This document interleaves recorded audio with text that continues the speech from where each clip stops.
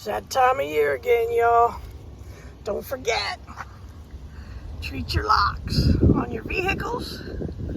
There's several different ways you can do it, but all this helps drive out water. This is a vintage way, but that stuff still works good. My dad used that on things. It's a mixture of oil, or WD-40 like, and graphite. And then WD-40, I have that little tube on there. That'll fit right inside your door lock and house locks or anything else. Or you can also buy these little tubes of graphite.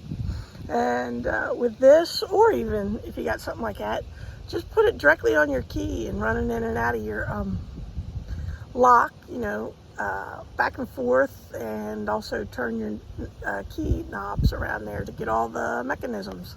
All right, that's just another tip for preparation for winter, because it's coming, y'all.